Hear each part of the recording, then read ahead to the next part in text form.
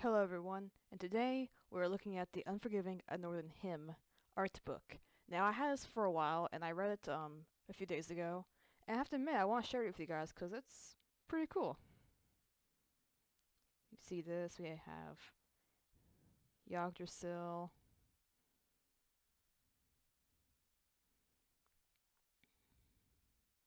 Thank you so much for supporting us by purchasing this art book. Unforgiving a Northern Hymn is made from our original story that was inspired by our own folklore. In this art book, you can read our stories and take a closer look at our versions of the various beings from Swedish folklore. Content: Stories. The Beginning, The Village, Lynn and Lucas, Art, Creatures, Jatten, Skogsrå, Trädefolk, Nacken, Troll, Erblos, Strandvasker, Gast. Items and symbols, harp and altar, Swedish items, symbols, and whatnot.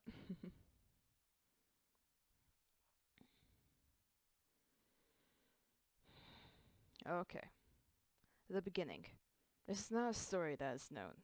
It has been forgotten, buried under the heavy blanket of history and secrecy. No bard has told this tale. It has not been whispered about by the soft light of a dying fire in the night. For this is not a story that should be shared among men. Ooh. This is a story about gods and their dealings, and the darkness that could end us all. Long ago, the goddess Freya was gifted a magical relic by the crafty dwarves, who could shape mineral and stone and make it do their bidding. Creatures born of earth, their magic was strong, and while they held a sway over rock and soil, they could not create life. They looked upon that barren land and felt that something was missing. So they constructed a great harp, with gold from their mountains and ashwood from their world tree Yggdrasil, and inlaid it with holy runes, so that the mighty magic of the goddess could flow through the instrument. Freya accepted the gift, and in order to bestow upon the harp its magical powers, the dwarves strung the harp with woven hands, made from the pale hair plucked. Woven bands, made from the pale hair plucked from the goddess's very own hair. With graceful hands, Freya caressed the strings, and as the music flowed over the barren lands, her life sprung forward across the world. Ice trickled down from the mountains, and streams, and flowers, and trees began to grow upon the surface of the earth. So this is about Midgard, I guess. Midgard! However, the melody also awoke some things that should have been left sleeping. Deep beneath the earth, a vile, evil being, an ancient trickster, with a heart of pure black, stirred. Once it had been a god, but was now long since weakened and transformed by the bitterness of the cold and dark. It had been sentenced to live out its cursed existence in a prison deep within the winding halls of the mountain. But now it heard the lovely music and arose from his deep sleep.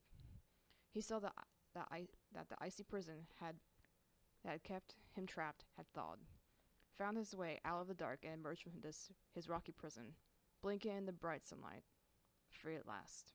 He stumbled down the slopes of the mountain that had held him for so long, and saw Freya play life into the earth. Stunned by her beauty, he fell deeply in love with the goddess that had freed him from his wretched life of frost and shadow, and vowed to claim her as his own. To impress her, he would play her his sweet music, as she had done for him. From the trees that she had given life to, he made a violin, and practiced playing it day and night, fervent in his desire to make her his. Well, well, well! Our dandy boy was a god. So that's one thing I was correct about when my theory came to be. Huh. I really hope he isn't just Loki. I really hope he's not, because, like, he needs his own little thing, you know? Anyway.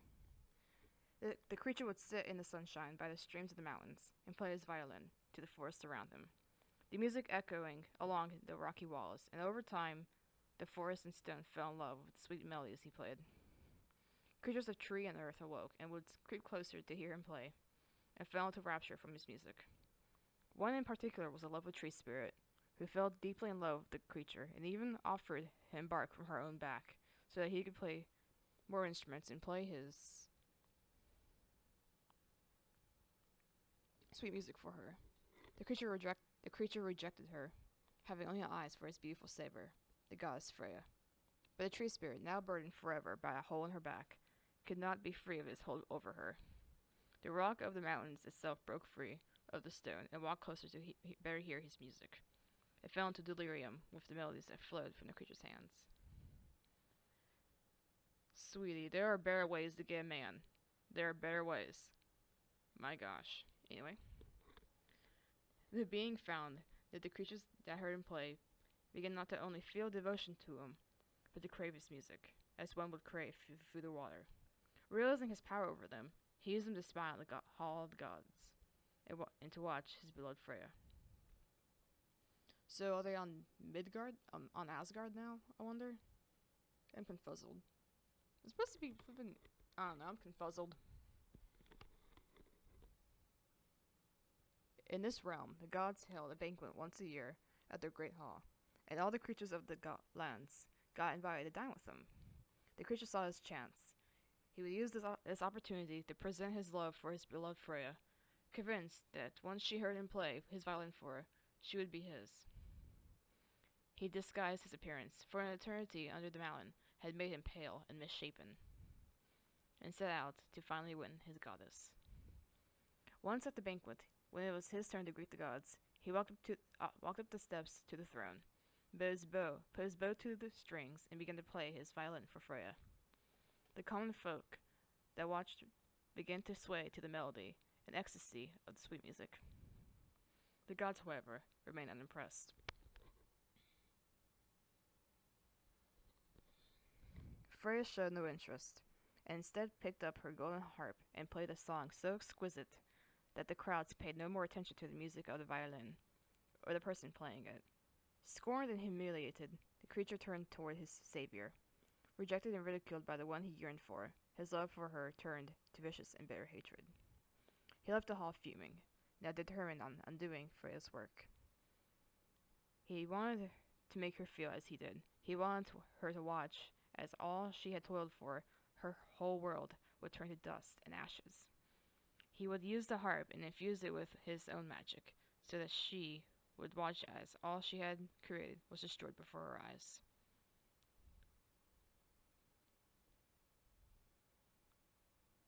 What the hell? Okay, I have to say, Dandy Boy, use your words. Come on, man. You just walk up to her and be like, hey, I know you're married, but I really like you. And, like, tell her about what happened, you know? And Freya, give him a chance. Anyway. He was fervently devoted, now addicted to his music, and promised them even sweeter songs and more ecstasy, to get help get Freya's harp. One night, they broke into the halls of the gods, made their way to the hall of the harp, to the sacred shrine upon which the instrument had given life to all things rested. But the gods were prepared, and they set a trap. Just as the god was to pluck the harp from its resting place, the runes upon the stone of the shrine began to glow, and Freya and Odin appeared. They had seen through the creature's illusion at the banquet, but had done nothing for fear of the safety the creatures gathered. Odin burned away the magic the god had cast upon himself, and revealed his true, pitiful appearance. Freya, now enraged, breathed fire into her palms, and blinded the god, so that he would never again be able to look upon her or the harp. As punishment for aiding the god, she burned the hands of the spirit of the rock and tree, so that they would never be able to touch the harp or bring it to their master. Damn. You know, I really want to see like a game like based off of that. That'd be cool. That'd be really cool. Or like a comic or something, you know? Like how he came to be trapped, like what was he the god of, like how he came to be.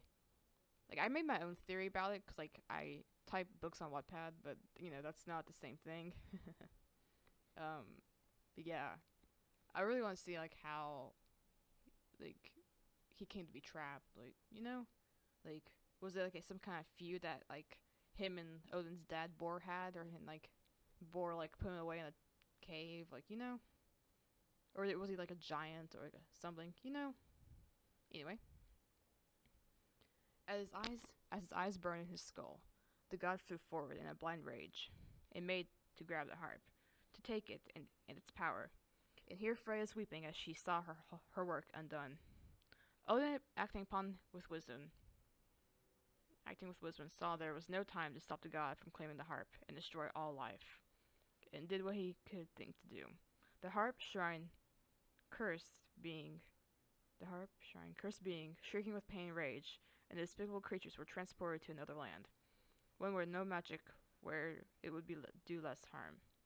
Better in a world free from magic and power than in the land of the gods, which was the origin of all realms. He sent them to Midgard, the land next to the gods, on the roots of the great ash tree of Yggdrasil. They lost much of their power, for it was not their home, and they could not fully use their magic in this foreign world. The creatures washed up on our world deep beneath the earth, in a labyrinth that contained the door to the gods, now locked to them forever. Their magic once infused in the door, now gone. They scrambled their way out of the mountain, and emerged in a forested land in the realm of Midgard. To quench his burning flesh, the god crawled into a stream, stayed there until the agony he felt was bearable. When his pain had diminished, he used his honey tongue to lure the men living in there to bring him of offerings. One thing that he asked the men for was a violin, so that he might lure the rock and tree spirit to him once more to do his bidding. The creature's thirst for vengeance burned bright in his hateful heart. He forged a plan to gather his strength, take back the enchanted harp, and play for the door to the realm of the gods, so the magic in it could be lured back to his world. He would return to his home and make them pay, make them wish for the sweet release of oblivion. He had returned to the world of the gods and doom us all. But the harp in the shrine upon which it was set emerged in a nearby village. The shaman of the village, a wise woman who cared for her people and had read of the gods and their dealings, looked upon the instrument and knew for what it was. The runes carved into the stone of the shrine told her the story of the harp, its magic and its power, and she knew that these things were not of this world. She swore an oath to the gods that they would never end up in the wrong hands, and with the help of the villagers, the harp was locked away, its power hidden from the world. Vowing to protect the harp with their lives, the good folk of the village isolated themselves from the rest of the world and were forgotten. They were the first guardians of the harp. Whew. That was a lot, and they take a break.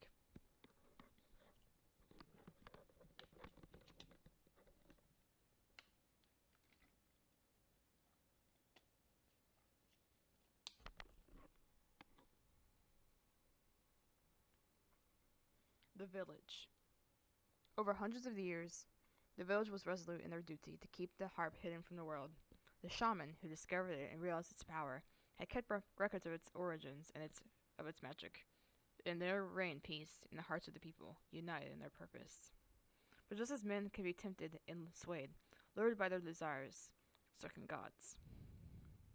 The creature who had washed upon the shores of this world, once a god, now but a broken husk, had over the years tried to play on the gifted violin and chant the villagers to bring him the harp.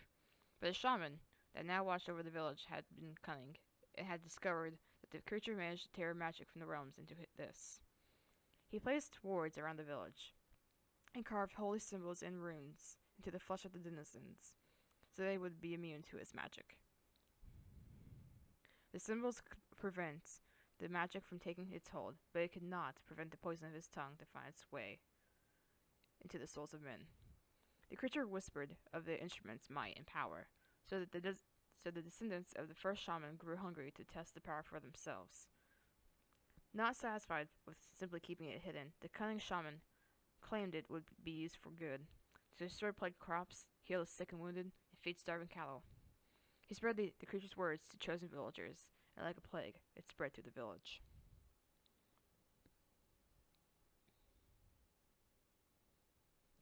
For years, he studied the holy texts and magic to be able to demonstrate its powers to the rest of the town, elders, and managed to amass followers in his cursed crusade.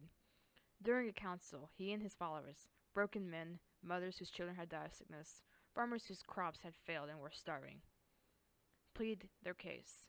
When the elders refused, in a final act of desperation, the shaman and his devotees attempted to storm the holy shrine, but the villagers managed to stop this treachery from happening. The town elders thought long and hard about the descendants for these traitors. What was to be done with these deserters of the sacred duty? They could not be banished, for fear they would speak of the harp and its power, its might, to the outside world. Finally, it was decided that the plague of doubt had to be extinguished, for fear that it would otherwise spread again. They were burned on a pyre in the village, where the men, women, and children of the village stood as their screams of torment echoed in the chill of the night. As the men they had known, their entire lives turned to coal and soot.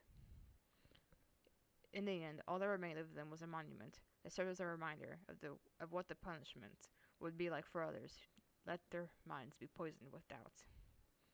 Knowing now that these thoughts might creep into the minds of the broken and the needy, the town elders worked on a secret plan for years to prevent anything like this from happening ever again.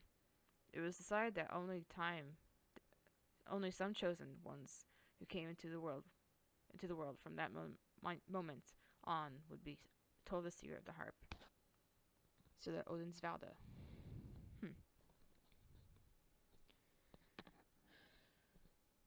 As the centuries passed, knowledge of the harp faded until only a precious few knew of the truth. Only the trusted knew of the power that lay hidden within their midst. And so, over time, the harp was forgotten. Magic became myth, and the creature and his minions became nothing more than stories told to little ones to keep them from wandering too far after dark. The village divided itself over time, with the town elders in the shrine of the harp on the other side of the river, where they guarded the secret they were entrusted, protecting it with their lives if need be.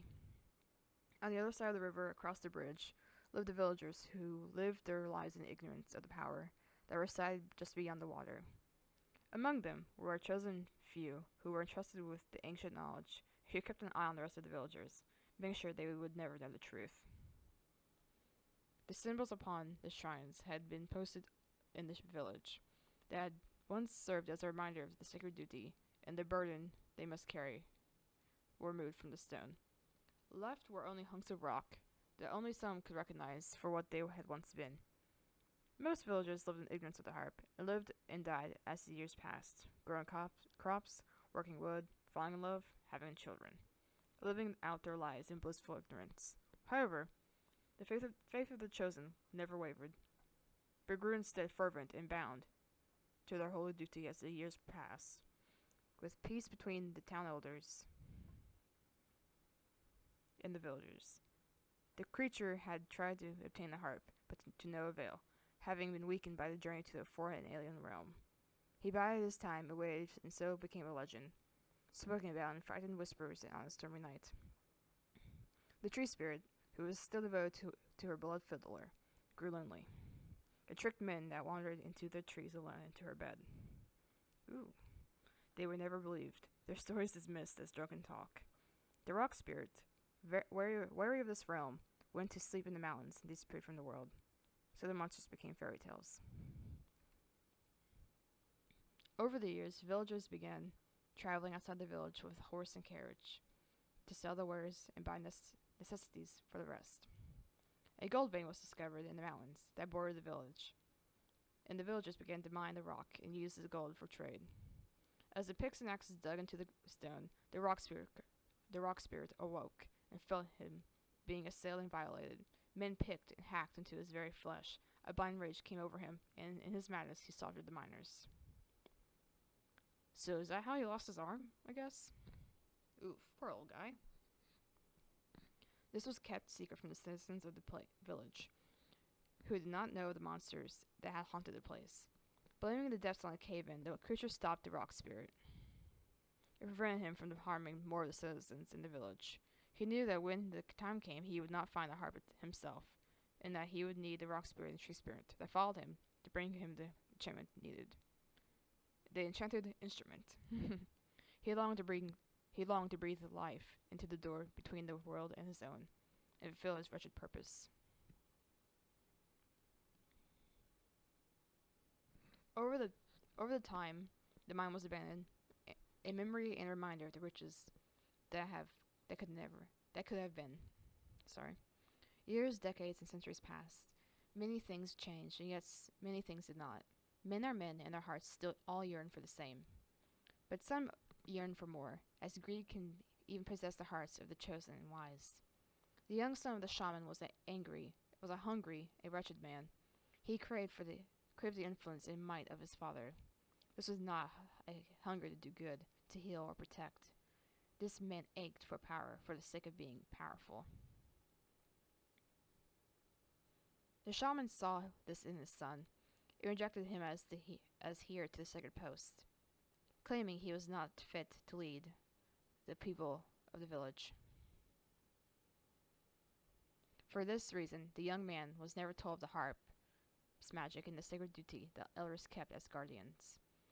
The young man, scorned and rejected, blinded by the bitter sting of betrayal from his father's words, stormed out of their home and set into the night.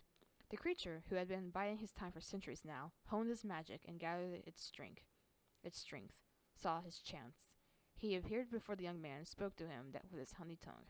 He stoked the fire of the man's rage and promised him knowledge of the runes and magic beyond that of his father's wildest dreams. Should he bring him the harp that was kept in the village so that he could once more play his sweet music? The man, unknowing of the harp's power, agreed, set out to steal the harp. On that fateful night, for the promise of knowledge and power, the man gave the harp to the creature.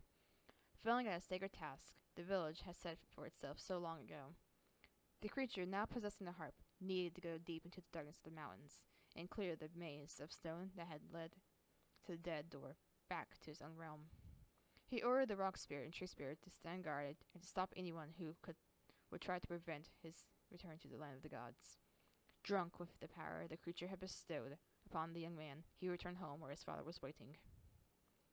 I wonder, is this young man Ragnar that we hear in the phone mentioned? Out of curiosity, because you guys think so? Because in the game we hear memories of the past residents are residual. We hear laughter, we hear crying, we hear phone calls, and a lot of them have to do with this man named Ragnar. So I wonder if Ragnar is either the shaman or the son. I wonder. What do you guys think? Let me know in the comments. If you've played the game, that is. The shaman, devastated and desperate upon realizing the harp was missing, finally told his son the truth about the harp's might. The young man listened, and though the knowledge given by the creature knew his father's words to be true, understanding dawned on him as he realized that he had done what he had done by gifting the creature the harp. Horrified, he knew that by giving the harp away, he had doomed the world of the gods, and his own as well. Should the creature succeed in returning home, the young man called together the villagers in the village center. Gathering the people hastily, told them the truth. He spoke of death and chaos that awaited them should they fail in bringing back the harp to safety. Some villagers flew upon hearing his words, and some disbelieved him and thought him to be a madman. Yet some saw the wisdom of his words, and gathered a force that set out to help bring the harp back. In the end, it did not matter. The men that set out that night to return the harp to its sacred shrine failed, their bodies either broken by the rock spirit or transformed into abominations by the poison of the tree spirit. In the chaos, all those who sought to flee or to help were slain. Mothers would protect their children and put themselves in harm's way to give the children a chance to run. Some villagers fled to the mountains and the mines and managed to hide from the slaughtering chaos, but most met with a fate more terrible than death. So that's how all that shit went down. Holy fuck. Damn. I thought it was a gradual thing though. I thought it was slowly over time people started disappearing, and then they came back and they were trees and stuff. I didn't know that happened. So I wonder, so when the harp is played, it'll be the Midgard and Asgard will be set back to what it looked like before Frey got the harp. It'll just be a barren wasteland. Damn.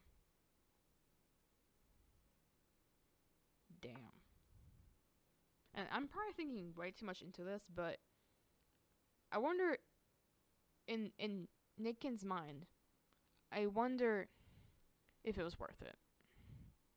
Like, was it worth it? Just doing that for no flipping reason. Basically committing genocide for no reason. Other than pettiness. Like, that is really petty. And, like, dude. There's always plenty of other people in the world that you can go get with, you know? Not just one person. And hell, even if all that went down differently, like, I'm pretty sure Freya would be friends. Like, you know, I think she'd be okay with being friends. And he probably would want more, but I mean, he'd come to realize, like, hey, she doesn't like me like that.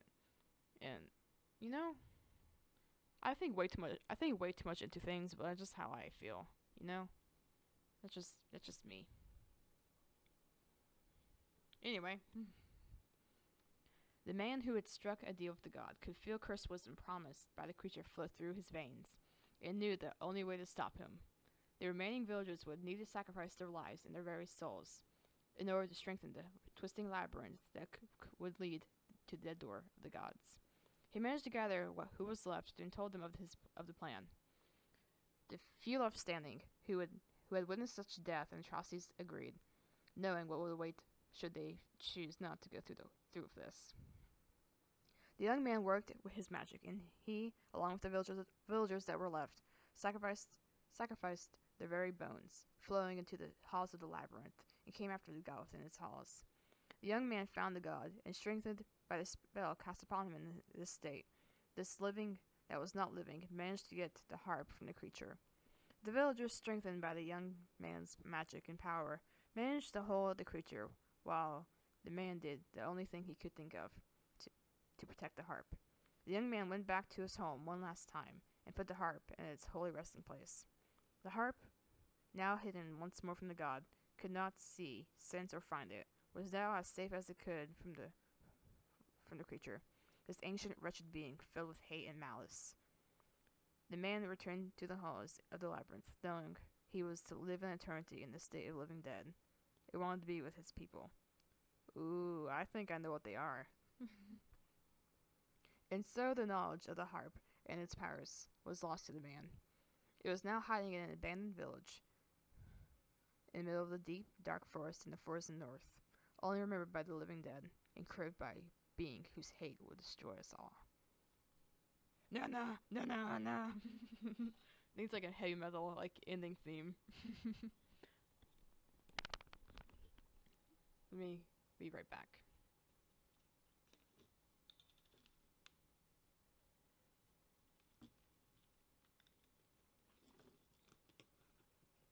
Had to take a water break.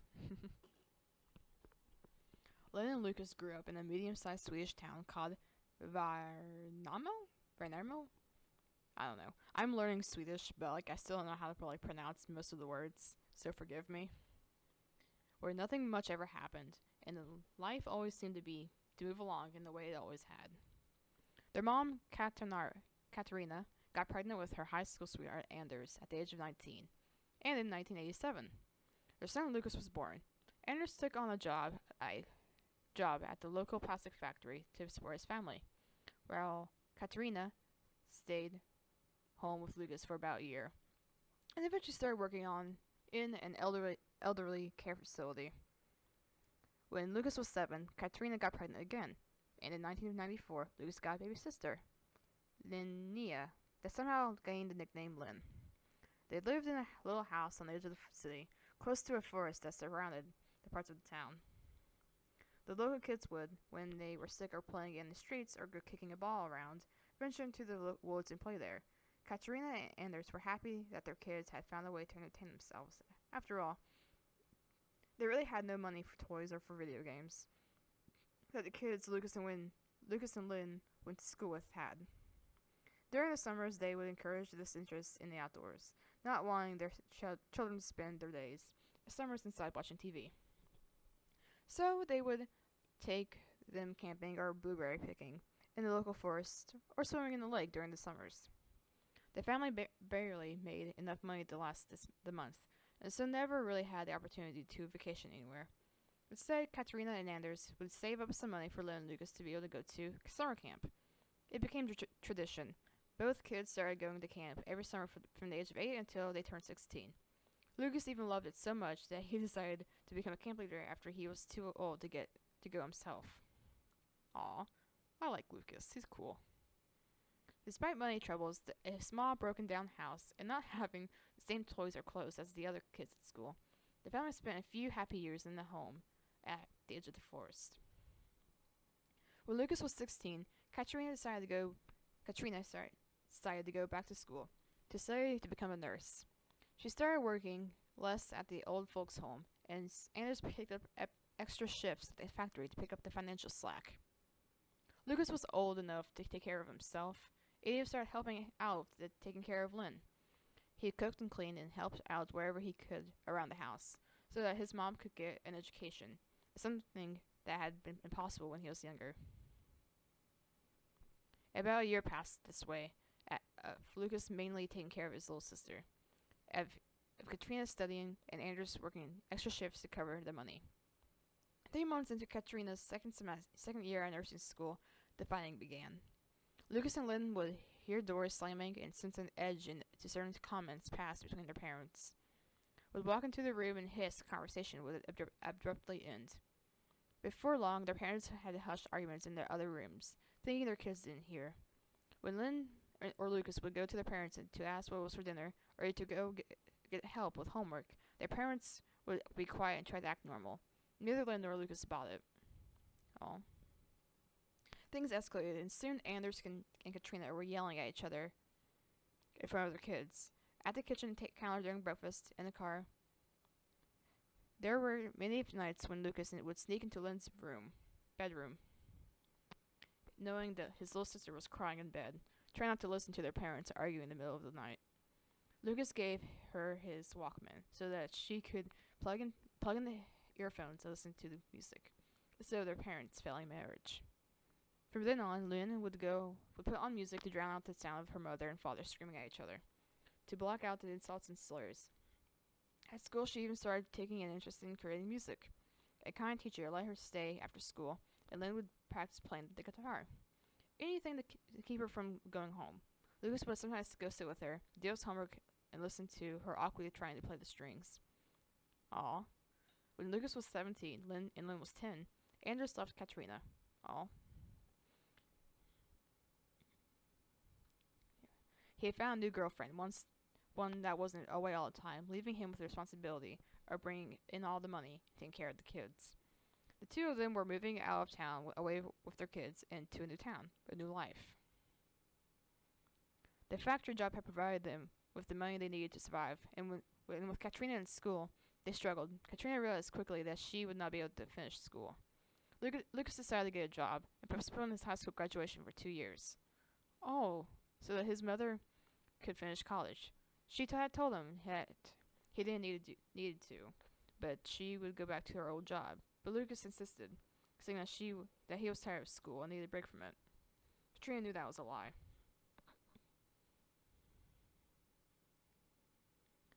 Lynn, now 11, didn't understand much of what was going on. All she knew was that now Lucas and her mother were gone all the time. She was mostly left by herself. On her 12th birthday, she wished for a guitar, and whenever she felt alone, she would pick it up and let herself get lost in the music. When Lucas was 20, Katrina met a new man. She had graduated from nursing school and had gotten a job at the local hospital, where she met Carl. She quickly got pregnant, and Carl moved into the house with them. When Lucas was 22 and Lynn was 15, their half-sister, Maylin, was born. Lucas went back to school and got his degree when he was 23. He kept on working in the factory, saving the money for himself this time. He knew that he wanted to go to university and wanted to make some cash before doing so. While working, he was studying and getting his grades up to go into university, so that he could one day get to work as a social worker. Lynn continued to go to school and continued playing the guitar. She had gotten better over the years and even started making some music of her own, with the help of her music teacher. But Lynn was still alone. She thought of all the time she had spent all alone in that broken-down house. Her mom always at school, Lucas always gone. Top of it now, It was all about Maylin. When she had been young, they all had to go do things to survive. Now she was old enough to take care of herself, and all anyone paid attention to was Maylin. Lynn felt like she was invisible. The guitar helped, but not much. Oh. Lynn started to go to parties with her friends and started drinking. There were boys there that glanced her way, and she felt noticed. The more she drank, the braver she got, and then even the girls started looking at her, not with desire, but with admiration. Lynn felt during those parties more alone than ever, but at least she didn't feel invisible. Lynn would come home drunk regularly, trying to hide the slurring, spraying perfume on herself so Carl and her mom wouldn't catch her breath smelling of alcohol. Aww. But eventually Katerina and Carl caught on what Lynn was doing in her spare time. They were furious. Carl especially, telling Lynn that she was creating a bad environment for her little sister. This perhaps hurt Lynn the most, that they weren't worried about her behavior, but how her behavior would influence Maylin. Lynn barely graduated high school at 19, with an A in music. Her teacher encouraged her to try to pursue her interests. Lynn, at this point, couldn't have cared less about pursuing anything. She left home as soon as she could and started working at a local restaurant, renting a dingy one-bedroom apartment in the city. Lucas struggled for Lynn and the rest of the family to see eye to eye, but Carl felt that Lynn was not good enough for Maylin and would do his best to keep Lynn away from her. Lucas still tried for them to make amends, set up the family dinners and trips in hopes that somehow Carl and Lynn would be able to put aside their past behind them, and they could start acting like a real family. It was no use. Carl had made it clear that he didn't want to see Lynn around the house. After that, Lynn barely got to see her mother. Katerina kept herself out of the conflict and barely spoke to her daughter. Wow. Just wow. I guess middle children often get treated the worst, I guess you could say. And this is like a pretty good trope of it. Like, this is like a definition of it right here. And I really do feel bad for Lynn. But I also kind of understand why the parents would be like that. But to be more concerned about how it influences the little girl more than like Lynn's, self-being, it's kind of shitty, That's not how we parent.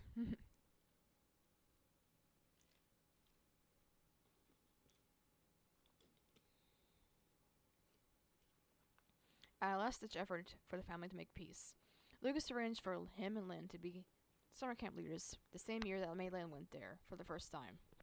Lucas was thriving at camp, as usual, but Lynn, while doing her job well enough, was having a difficult time.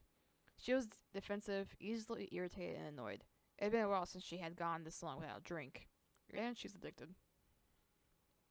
One particular hard night, she overheard some music, some noise, and found some kids, including Maylin, playing with knives. She told them off, telling them how dangerous it was to act that way around knives. They started taking them. They all obliged except for Maylin, who was annoyed at her half-sister, and refused to let Lynn take the knife from her. Maylin, ooh, little girl, you need a smack in the face. I would have slapped her. I'd be like, bitch, give me the knife. Lynn struggled to get the knife back, not wanting her half-sister, despite everything, to get hurt.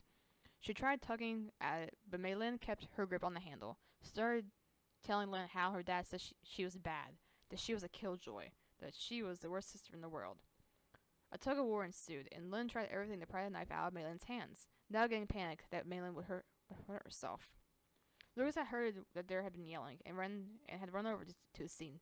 Startled by his arrival, the knife had slipped from Lynn's hands and cut Maylin, a slice across the side of her throat. And that escalated quickly. Holy crap. Maylin had dropped the knife with a surprised face. It didn't fall to the ground. Around her, the world turned into a blur. Lucas screamed for help, then calling someone on the phone. Other people running up to them with gasped screams, and people moving all around her and her little sister. But all Lynn could focus on was the look on Maylin's eyes. Surprise and sorrow. Well, Maylin, you did it to yourself. Cars appeared, with it red and blue lights, and some men took Malin away. The world was still a blur around Lynn, so as she sat alone, as she sat down, blanket over her body, and tried to breathe. When the phone call came and she saw the look on Lucas's face as he listened to whoever was on the other side of their line, the world started spinning. Malin had died from blood loss on the way to the hospital. Her little sister was dead. Katrina and Carl never spoke to Lynn again. Oh god, that's awful. That's so sad. Oh, that's sad. Like, I have little siblings. I have a little brother. But, like, he's, like, what, 15 now? So, like, I know what it feels like. You know? I don't know what I would do if my little brother died, you know? I wouldn't know what to do. And same thing with, like, any of my younger, like, relatives. Like, I have one cousin that does not listen at all. And I feel like he would do something like this. But then, like, you try to take the knife from him, he ends up getting hurt. Like, I could honestly see that happening. And I wouldn't know what I would do. You know? I wouldn't know. That's just... Oh, gosh. Anyway. Lucas knew the truth of what happened, but their mother and Carl refused to listen to any explanation of what happened that night. All they knew was that their little Malin was gone, and Lynn was the one that had been holding the knife. Lucas knew that Lynn blamed herself for Malin's death, saw it in her eyes when they would meet up for coffee, but he had no idea how bad the things that were happening in Lynn's life truly were.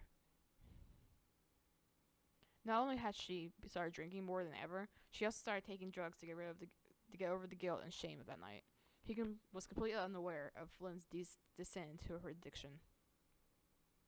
A few months after the incident, Lynn called Lucas panicked and told him that she had gotten into trouble with some drug dealers. They were threatening to hurt her if she couldn't come up with the money she owed them and fast. The phone call came in at 4:30 in the morning, the day Lucas was supposed to take a test that would determine whether or not he'd get into university. Needless to say, he did not attend the test. Oh, Lucas. Instead, he rushed over to the ATM, withdrew a considerable chunk of the money he had managed to save for himself in preparation for going to university. He went to his sister's apartment. When the dealers had gotten the money, he stayed with his sister, tended her black eye, and made her a cup of hot cocoa before going to sleep, knowing that he would have to wait one more year before he could start getting his degree. A few months later, Lynn lost her job at the restaurant. She started getting help from welfare. From welfare. My southern drawl came out right there. Getting help from welfare. In the beginning, Lucas would help her out with money here and there. After realizing where the money went, he stopped giving any to her. But Lynn still managed to get her hands on drugs. Some time passed like this, with Lynn teetering on the edge of the drug addiction and somehow something worse. Until one night, Lynn called Lucas while high and told him that she thought she took too much and was dying. Lucas managed to get her to a hospital and Lynn was okay. However, now he knew that he couldn't ignore his sister's behavior anymore. He had thought time would heal the wound in her, mend the black hole that had been growing in her since the day Malin had died. He had thought that maybe kindness would get her out of the pit she had fallen into, shame and guilt and despair. He had given her time. He had tried being nice. But Lucas knew now that he had to do something, anything, to try to take control of the situation. Something had to be done. And that is where our story begins. Holy crap. That... Dang. Just dang. So, if I'm not mistaken, I heard, like, Lucas talking about a cabin and the car ride before the game starts. So, I believe that cabin was probably their old family home, I guess. Where they used to live. And I wonder if he was texting, some, like, rehab people to, like, meet him there, or, like, his family to meet him there. I don't know. Something was happening. Something. So now we're gonna look at the art. Let's do this. Oh, the Jayton. Is it Jayton or Jatin? Or is it Yaten? Yaten? Yaten? I'm sorry. Like I say, I'm learning Swedish, but like I'm still kind of rusty at it. Most creatures in Scandinavian folklore and Norse mythology are the result of ancient fairy tales, told from person to person. Therefore, differing depending on your location. All Nordic countries share their love for their monsters and creatures that often have similar names and/or behavior. However, a lot of these aspects can differ in various countries and even in different regions within the same country. This is because the folklore and fairy tales written down was a collection of the knowledge derived from bedtime stories and warnings over campfires. There are many variations from, but some folklore and fairy tales share similarities with ones from other countries all over the world, which can make you wonder: are they actually real? Okay, this kind of gonna sound weird, but like I believe that creatures at one point did exist, but over time they were just killed.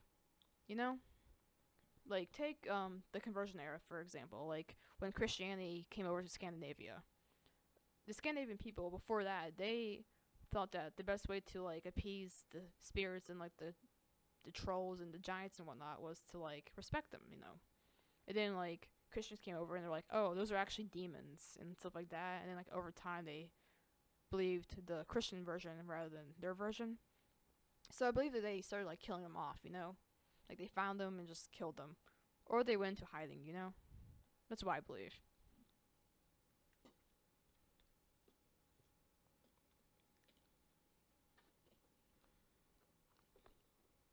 Okay.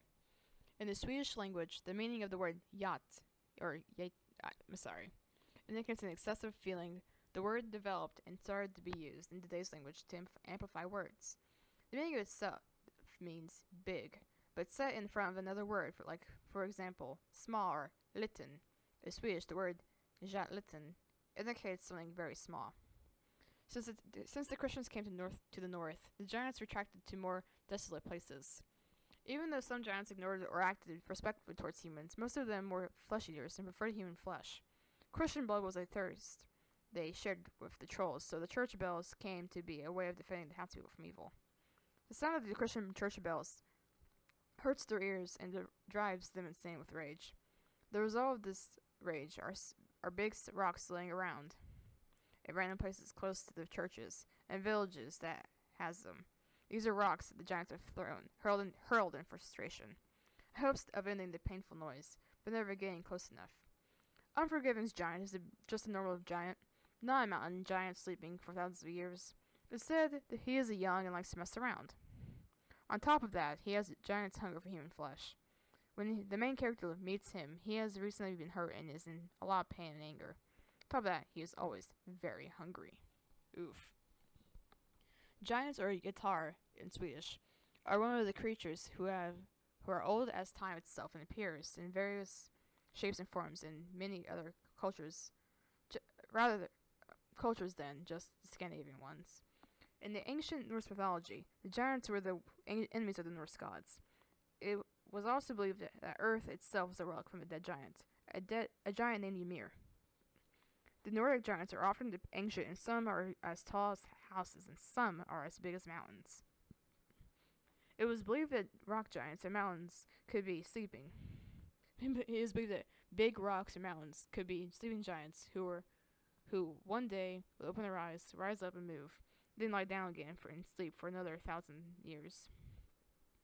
They are usually brutally strong, very dumb, clumsy, and often act on pure instinct, driven by hunger and sleep. Giants probably got their name from yacht, or yate, from the big appetite, as the old Germanic word yat means big eater. Ooh.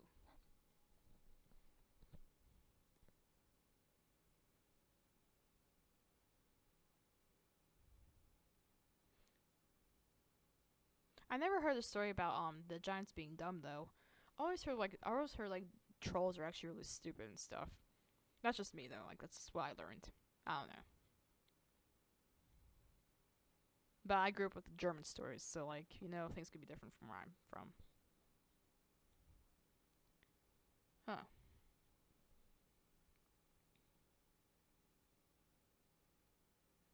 So like, side of his face being missing and like his arm is like, was that from the people? Poor dude. Oh, I have this picture. It has like him like being a rock. He's like a little flower. It'd be cute if like a little flower grew on top of his head. That'd be funny. That just scares the fuck out of me. Like that. It reminds me of something my brother would draw. He draws like weird crap like that all the time. My older brother. Skogsra? Skogsra. The thing about me is like I see them as different beings, like Holdra and like Skogsra. I see them as like two different like beings. Like I see them as sisters, but like not the same person. That's me. I'm weird. I'm weird like that. Like I've mentioned this before. Like I'm Norse pagan or Norse heathen, for example. I believe in these creatures, and I have like separate items on my altar for Skogsra and Holdra and stuff, cause I respect them. I know it's a really dumb thing to say, but like I would really like to see one day if they're not all dead. I really would like to see one, but I don't know if I would make it out if I met one. Anyway, as explained before, the beings in the Scandinavian folklore differ all around the Scandinavian countries. However, similar traits usually connect them, and makes all variations recognizable. One of these creatures is the Skogsra, also known as Skogsra, Skogsenuva, Randen, Talimaja, or Holdra. And there's also a version of in the Sami folklore called Oda. Sorry, I'm just saying stuff. The things that ties all the different variations of this fairy tale woman together is her nature and her appearance, portraying her as a beautiful woman and the queen and guardian of the woods. She lives deep in the forest and only pass your way if you anger her. However, her anger can be swayed if one were to offer her gifts. The hunters often put some of their provisions by the root of the biggest tree they pass as an offer to her. According to some stories, she could even get so pleased that she helped the hunters or fell in love with them. It was often told that the men who fell in love with her and her beauty would lead them deep into the woods to be lost forever. However, the bark hole in her back would reveal who she really was. Pictures of the Skogsra varies a lot depending on where in Sweden you are in, and she is sometimes described as having the tail of a fox or a cow. Some stories we in the studio heard when we were children. She had the ability to turn herself and other people into a tree. In Unforgiving, the Skogsra has lost her charm, and her usually strong-willed body has started to rot. Branches are growing out from her head like antlers, creating a crown for the queen of the forest.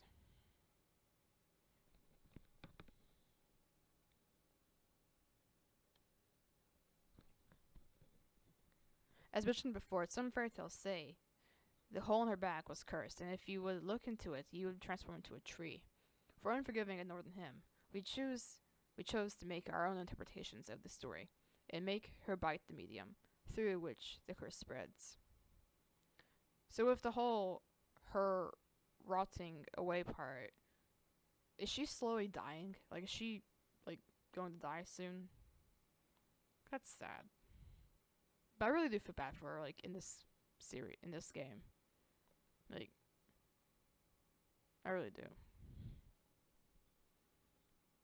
I have, like, almost all these art pieces on my, phone, which is kind of weird, but, like, I just like looking at them. Like, they're really cool. I really appreciate, like, the art and, like, just how you make them come to life. I love it. Like, that right there, I really like. And she looks all... I have to admit, she is really pretty. Like, she's really pretty. I think she's beautiful. But even if she's, like, no eyes, screaming at my face, trying to kill me, I'd still be like, you're hot. You know? Like, I feel like this wouldn't even faze me if I saw that. I wouldn't be afraid. Yeah, I'd be running away because she's chasing after me, but I mean, I wouldn't, like... It wouldn't be from fear. And some of my friends that also like this game, we like to call her a yandere because, like, how she is in the game. we call her a yandere-chan all the time. It's funny. And one of my friends even drew Skogsra wearing a schoolgirl uniform, and she's, like, stark, naked, and it's hilarious, I think. And I also noticed like how she kind of looks like a burnt tree. So I guess that's from Freya, I guess. Like it kind of like caught fire after she got her hands burnt. Ouch. So her charm is fading away. So like I wonder what she looked like when she was still like on Vanaheim or Asgard or wherever she was at. Wonder like what she looked like. The Tradafolket, or the tree people or Tradafolket, is a unique being in the Unforgiving Northern Hymn, and does not exist outside of the Unforgiving realm. The tree people were inspired by a tale we at Angry Demon Studio heard when we were children. The tale is about the curse of the Skullstra, and that when you looked into the hole in her back, you turn into a tree. However, because these stories were never written down, so many don't have any proof to this claim. Here's some concept art that depicts the tree people in the different forms and shapes. This is cool. That would be really flippin' painful. Holy shit. I remember one time playing Through the Woods, which is a Norwegian folklore-based game. And right at the scene where you meet Huldra, you can walk around, you see people, not people, but you see these trees. And they have, like, people's faces on them. Like, they, like, may have bark. So, like, are there also, like, tree people as well? Like I said, you made this up for the game, but, like, I wonder if the people in Norway also heard those stories. And that's why they added that in the game. Anyway, let's go on. The tree people were human once, going about their business in their own village, unknowing of the outside threat. However, the small village deep in the Swedish woods had the misfortune to call the wrath of the Skogstra upon themselves. The beautiful woman started to lure the villagers one by one to the forest, where they were never seen again. Those who had the misfortune to fall for trickery and got back to the village was soon isolated by the others of fear of what it looked like an unknown disease. Oh, that contamination part. I remember that sign. As souls trapped in bodies turned into trees, they stand forever and cursed to this world. They feel like they're dreaming, yet they can see and sense time in the world passing by them. However, isolation comes at a high price, and the sanity of these unfortunate souls rarely stays intact. Soon the villagers lost both humanity and themselves, leaving them forever trapped in what seems like an infinite nightmare. In the game, Lynn, the main character, is cursed by the Skustra, and it slowly turns into a tree, just like the unfortunate villagers before her. The bite looks like an infection that rapidly spreads through her veins. Eventually her skin will dry and painfully crack until it turns into bark, and her bones will expand and retract to form a trunk, which will reach upwards.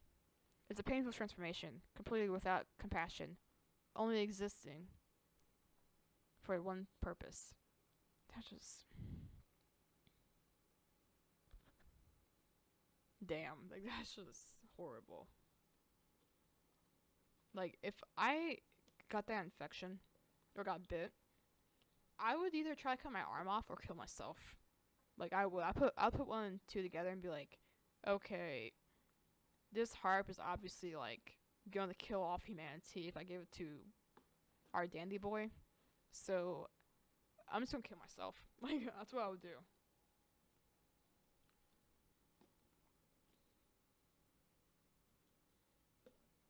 Like, I'll hold the harp close to my chest, so as, like, I turn into a tree, like, the bark kind of, like, forms, like, a prison around the, harp, so no one can, like, get to it. Nicken!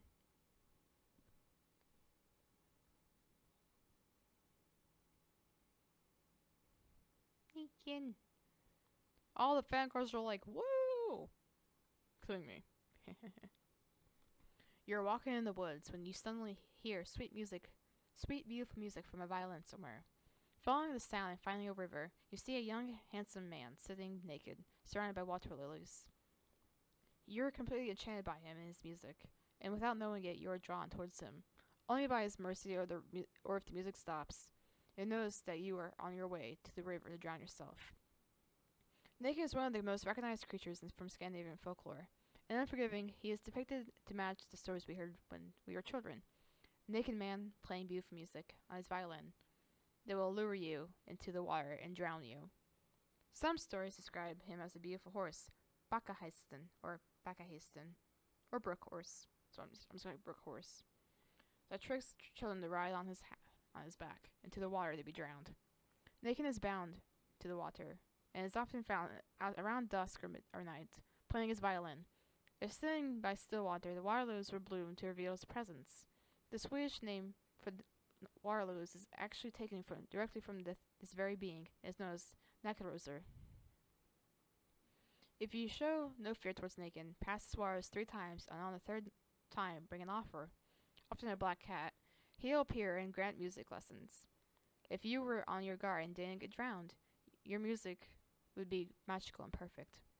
In Unforgiving, Nakin has grown to enjoy the misery of humans, and really enjoys the fate of Lynn, the main character, and has chosen to take active part in it. Concept art of Nakin: a beautiful man with a violin and black hair. He is made skinny and crooked to fit the narrative. I always imagine Nakin being like really short, like in the game. Like if he were like to stand up, I bet he'd be really small. Probably like the size of our character maybe. Cause like Lynn looks pretty small, so like he's probably like a shorty.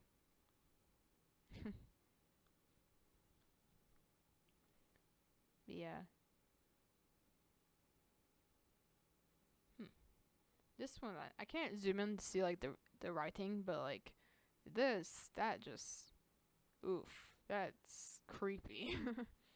And right here, he kind of looks like Nukin, or whatever his name is, the Norwegian version. It's so cool. I like that.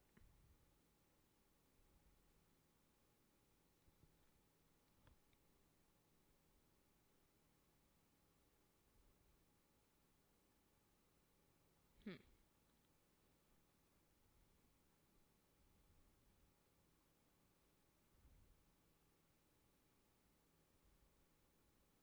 The trolls.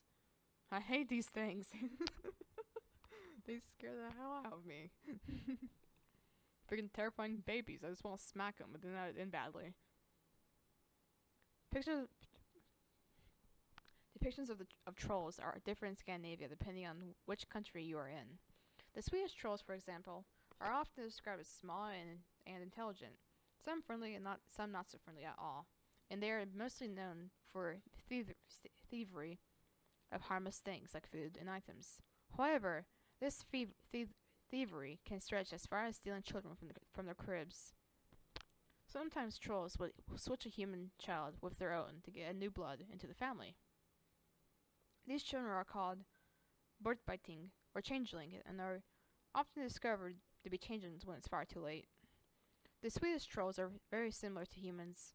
They build, hunt, and sometimes even wear clothes.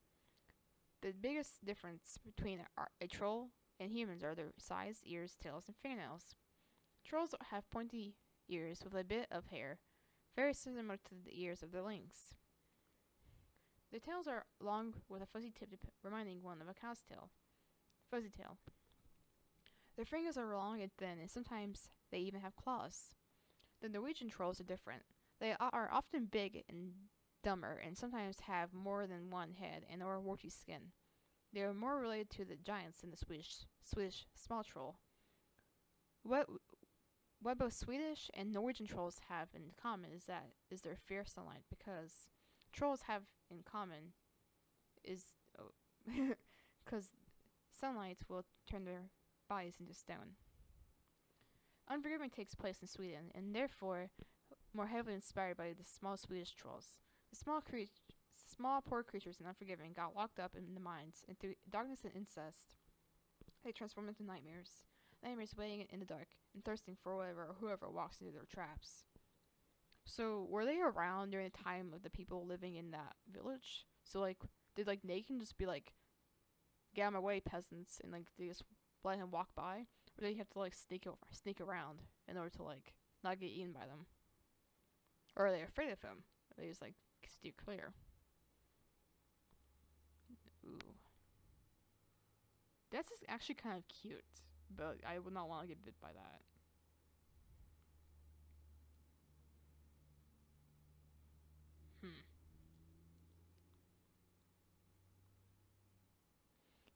Concept drawings of small trolls, or common trolls in Sweden. Ears like human and lynx, tail like a cow, and claws like long and sharp human fingernails.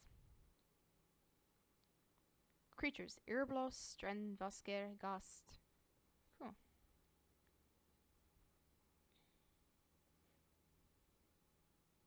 So the Strandvasker, or the drowned ghost, I never heard of before. Like, that's really cool. Like, it scared the hell out of me. Like, I wasn't like familiar with the story behind it. So I'm like, what is that? I like how the Airbus have like little tiny skulls. They're kind of cute. The Luftgubane, or whatever they're called. Strandvasker, a creature more common close to seas or big lakes. In folklore, they were a person like any other who drowned, but their body was never discovered, was never recovered, and therefore were never given a Christian funeral. At night, you can hear them, for when the wind howls, they will howl with it. Unforgiving chose to use Strandvasker as an inspiration to create the first monster you face in the game. So were the Strandvasker were they like a post-Christian like folklore creature, I wonder? Or like were they like around before that? They just were called Draugr or whatever. I wonder. I don't know. I'm just talking. Don't mind me. A ghast are often explained in Scandinavian folklore as ghosts or living dead. Once a sinner, an evil human filled with hate that continues to live, even after their own death. They like to stay invisible, but when they show themselves, they look like grotesque and monstrous, spreading death and sickness.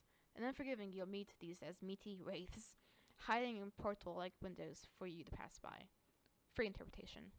So, I wonder if the shaman's son became these things. Came one of those things. That's why I said like, oh, I think I know what that is. So I wonder if this creature we see is the son. He's the only reason why he's trying to kill us is because we have the harp.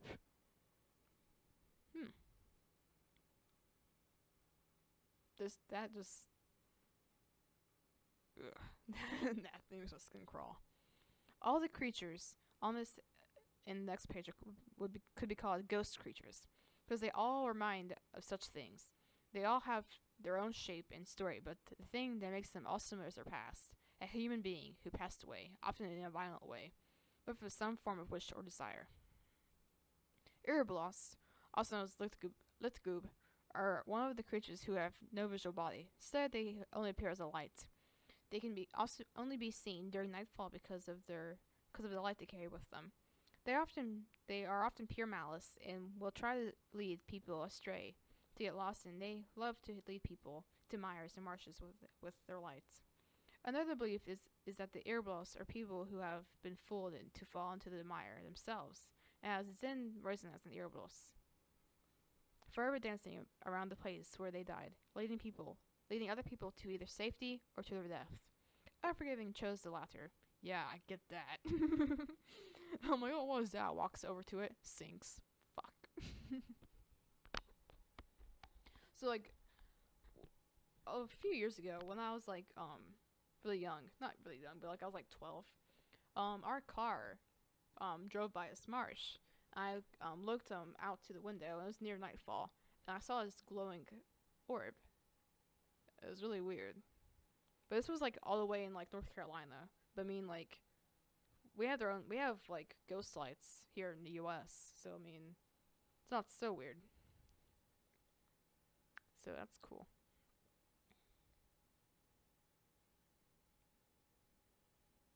Okay, I have to say, this thing looks like cranberry sauce. Looks like cranberry sauce is all over its skin. I hope I made you lose your appetite. I had to say it, cause like that's what it reminds me of. It's terrifying. I don't like that. Like this, just looking at it makes me uncomfortable. Like that eye, that mouth, like the way it shambles. Like, what are you? Like, why are you here? It's just like, ugh. Mummy 2.0 right there. Ugh. Ah! That was a mistake.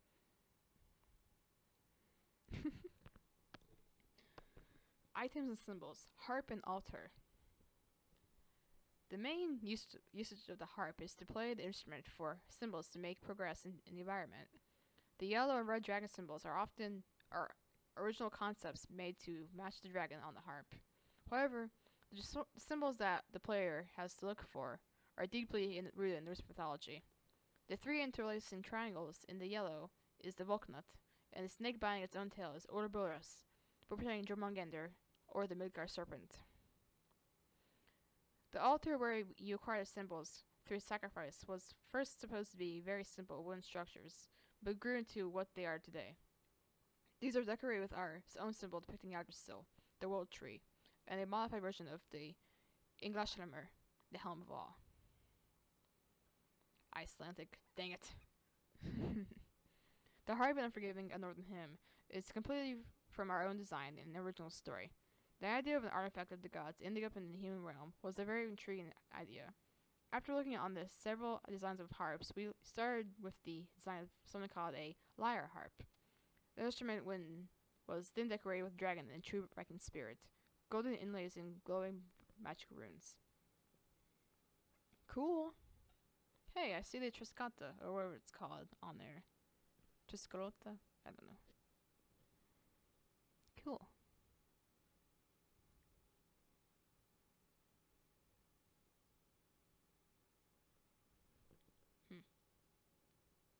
Oh, I almost forgot.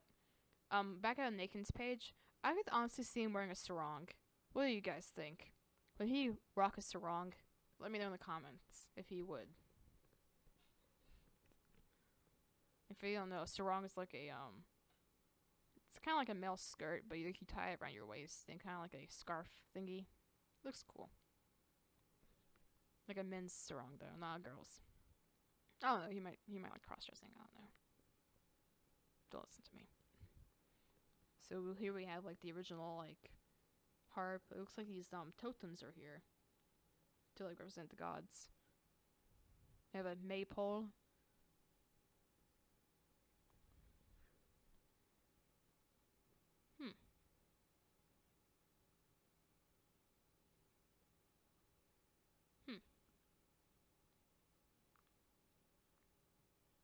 I wonder if the harp can be destroyed. I wonder if it can be broken.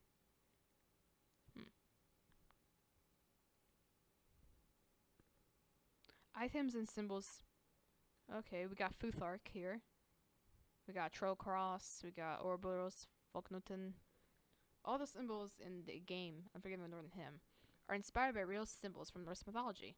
Even runes from the Vikings can be found on ritual altars in places like in the death symbol, when you, as a player, die. The symbols can form different words as the one above, which is spelling death, literally in English.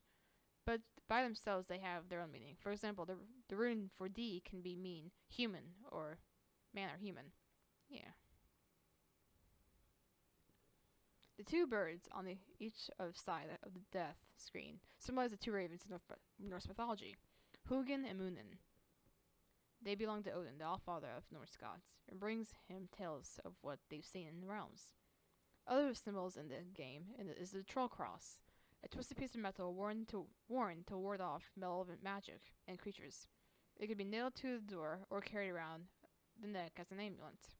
In Unforgiving, they are left lying around, useless, hidden or left in plain sight. Hope of some protection against the creatures. throw one at Scoopstra, be like, "Go away!" Throws one at her, just pisses her off. I would do that. Like just throw it at her and like hits like one of the branches on her head and like sticks there, kind of like a horseshoe. It's like dangling. I would love that. It'd be funny. Okay. The Ouroboros and Volknut, as explained before, are used in the game as both lock and key. The magic is untouchable for creatures and monsters, and only usable for the one who plays the harp and lets the player manipulate the lock and key through playing songs. So we got Troll Cross, death symbol from the game. We got Thorn. I forgot the other names of the Futhark, but I know that this is Thorn. We got Ouroboros, Volknuten, modified Englishmer. Swedish items. It's a Dalahast. I want one. Is it like a grocery list? Oh, this is the cinnamon bun recipe. Yeah. We got a ram, we got a cheese slicer, we got a mug, we got a maypole, we got a dollhouse. Because the game is set in Sweden, the game used some traditional Swedish and Scandinavian items. One of the first items made for the game was just one of these items. It is depicted as a red horse. This item is called a dalahast, or dalahorse, and has been a Swedish tradition since the 17th century, both as a toy and as a decorative piece. Nowadays, the most common way to paint these are in red, or in a red color with alamonge patterns of flowers in white, blue, and green. But they can be found in all types of colors and variations of patterns all over Sweden. The pattern used on the horse, previously called alamoge, sorry about that, can be found on other furniture in the game as well. This way of making and painting furniture was commonly done by farmers between the 1650s and 1900s.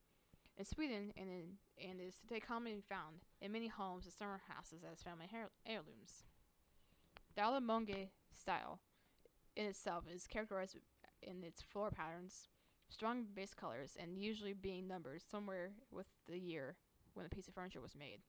In the center of the village square stands a bell tower. Beneath it stands a strange-looking cross with circles. This is what's known in Sweden as a midsommarstång, or a maypole in English.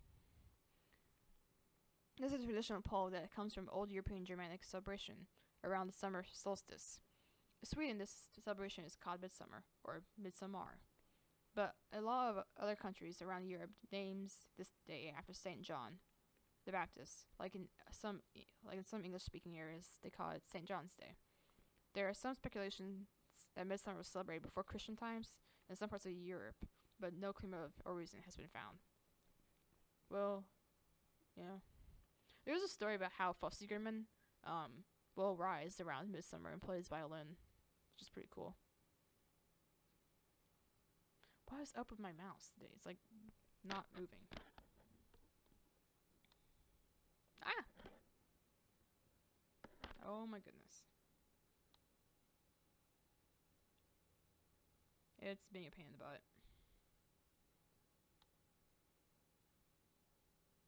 Okay. The forest. Ooh.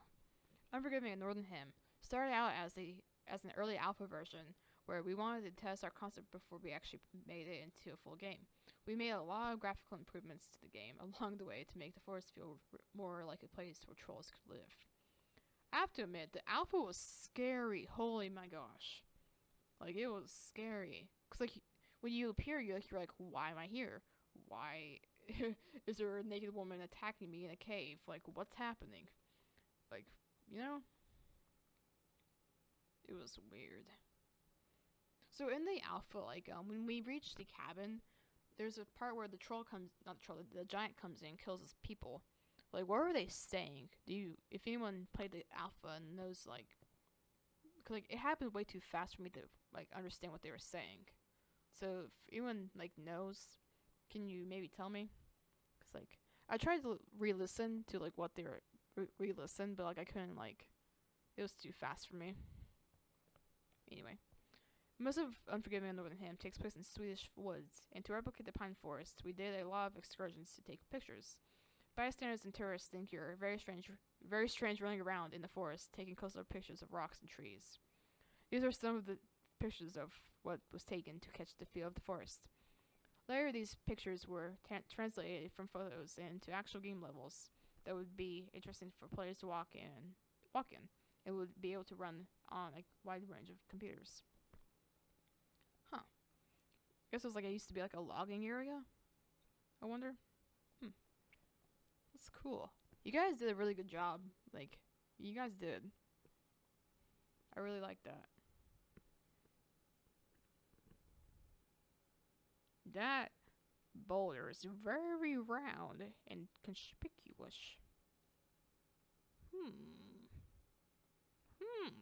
I like how the trees are just like really straight and narrow. I love that. That's really cool.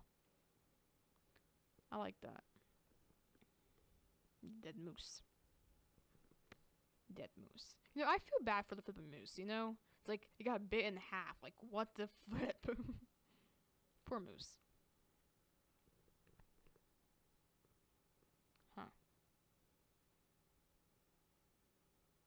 This right here kind of reminds me of one painting I seen a few years ago. Reminds me of like one of John Bure's paintings. Kind of like that.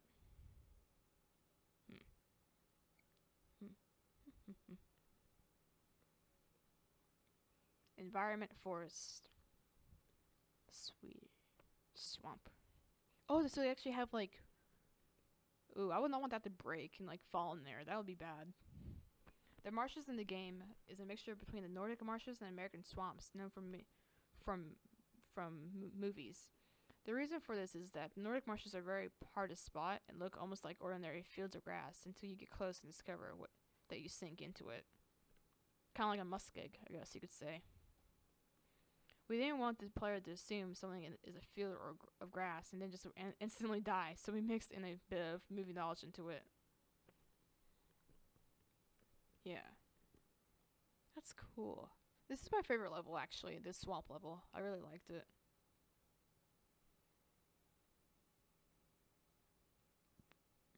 Wow, that's really cool.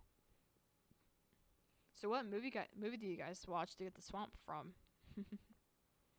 Environment and village.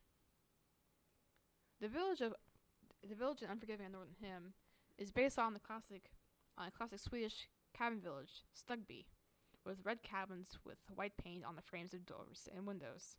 Almost everything is traditionally made out of wood and stone, with some elements of brass and other metals. Since our village was completely abandoned in the 1950s, there's also a very basic electricity running 24/7. Oh, I thought it was 1940s when it was abandoned. Oops. These are the finished results in the actual village.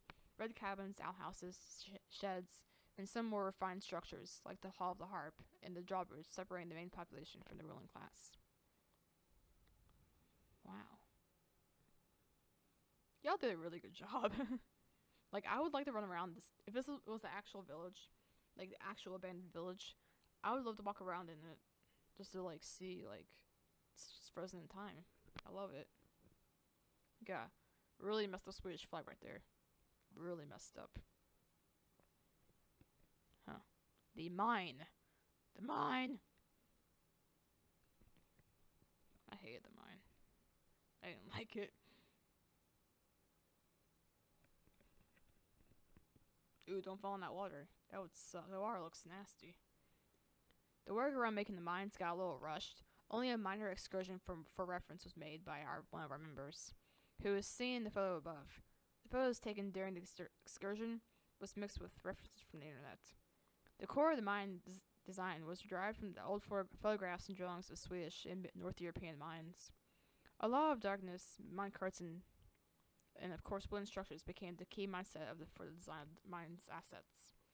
No concept art was drawn for the environment, and the 3D works started immediately. Game-wise, this environment was made to make the player use a lot of matches to light their way. So a lot of pitch black areas and dark tunnels were made to force the player to stumble in the dark. Darn. Oh, they are looking, or something like that. They want to take me, or something like that. Oof. Meat pile. Meat pile. Ooh, it's like, ooh. There's a little dollhouse standing there perfectly. It's like perfectly right there. It's like, boop. We got Hell Baby right there. Got tin cans. We got. So did the trolls put up the tin cans, or did like the humans did to like alert them of like the of the creatures coming in? Huh. Environment, the other side. Going through the huge mountain gate in the oldest part of the mine takes the main character to the last part of the game. This part is known as the other side, and is like the realm of the dead. The platform in the beginning is supposed to symbolize all the sins and regrets of the main character. Beneath the platform is Nakin's domain, a dark void inhabited by enormous but also shapeless creatures that lie dormant and waiting for the carrier of the harp. So like, I know the Norns play like a big role in this game as well. So like, are these eyes supposed to be the Norns? Like the shapeless creatures? Like, are they just the Norns just not choosing a form, or like what? Cause like the water kind of reminds me of the Well of Uller or whatever it's called. That the Norns splash water on. That the Nords collect water from to like splash on the roots of Yggdrasil. So like, I was just wondering if that's like what they are. Like, what do you guys think? Like, I know I'm asking that a lot. I just want to know what your input is on it and stuff. I'm sorry if my voice is like a little raspy. I ran out of water. Yeah, this is all like. So I think she's doing heroin as well. Like, that's just. Oof.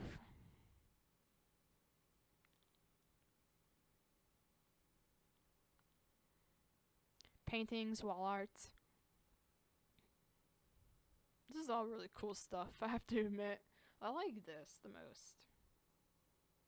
God, I know in some fairy tales, there's mainly with like ones involving elves, there's always this one giant white stag that like symbolizes like the fairy world and stuff, and so it just reminded me of that. This snail lady.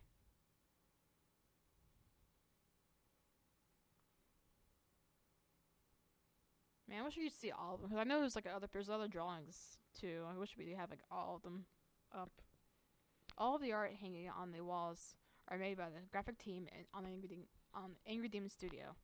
The paintings varies from art made for the game and hobby projects like self-portraits and the other paintings. The paintings was picked out to match different characters that once lived in the village. The next page contains a scene from the game, a house of an artist painting a mixture of things he has seen and imagined. Yeah. Right here, this is the painting of Nakin. So I wondered if he like saw him in the river, I guess. And it really looks like a Natram, or like a crow, or someone. There's like a troll.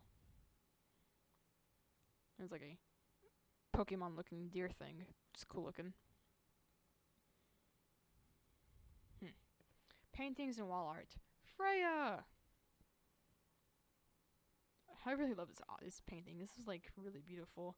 Like, I watched the watercolor video and it was really beautiful. You have a really steady hand. Like, I also do paintings as well, but like I could not like just do that fine detail. That's amazing. The villagers in Unforgiving Northern Hymn believed in Norse mythology, and especially worshipped Freya, a goddess associated with love, sex, beauty, fertility, and gold. She was often painted together with two cats. To make the painting more realistic and fitting for the game, we painted it ourselves. Using watercolor, aquarelle, we painted her with her two cats. Lynx is in this game because of their strong connection to Sweden, but also with her husband Odin's ravens. Aww. You have Freya's Odin's wife in this game. Okay. Sorry if I sound like a dick. I'm just like, the whole like pagan part of me is like, that's not right. But I'm like, it's y'all's game. I'm not gonna be a dick about it. I'm sorry. her husband's Odin's ravens, Hugin and Munin. I know I'm saying that one word wrong. I'm sorry. Because she is associated with gold, even golden paint was used as the finishing touch. At her feet, there are praying humans, reaching for her in the protection she offers. Those who do not reach her are taken by the darkness and the creatures lurking within. In her hands, Freya holds the harp, the very harp that can be found in the game. The style of painting is heavily inspired by John Bauer, or something. This particular style can be seen in the trees, the ravens and the crows that above their heads, and also in Freya's hair. Pretty. Paintings and posters. All posters created for Unforgiving a Northern Hymn are hand painted digitally. Each of the finished paintings started as a sketch combined with the game's logo to make sure there was enough space for both motif and logo. Later on, a base with darker color was made, and gradually gradients in different types of skin tones was added to create an illusion of depth, and shape. Similar techniques were applied to create the hair and other details. When shapes and depth was done, it was time for the work on the details. A blend of real bark, a photo the studio had taken of a pine tree earlier, on the skin made it look cracked and hardened. Roots spreading under and above the skin and stray hair flowing in its way down was added. Its own way was added, making the picture really come to life and make it interesting. Also, small details as eyelashes, eyebrows, and blood was also added as a last step. As a final step, the logo was added.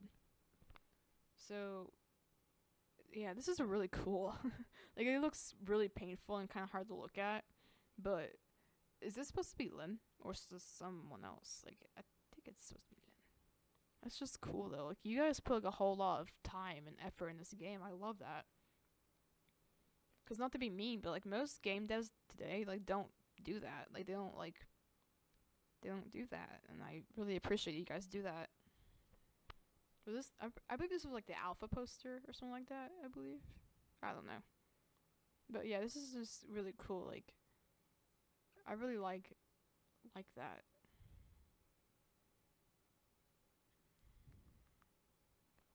Paintings and posters.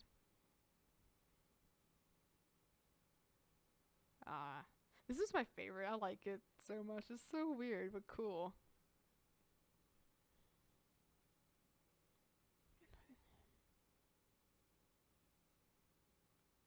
It's so cool.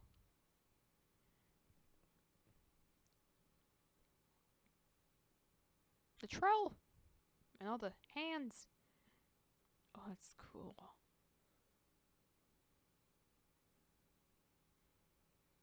Ooh, poems. Yeah. Nakin, knockin, knockin, knockin. Melodies of old, your blood will run cold. Yet the song is alluring and sweet.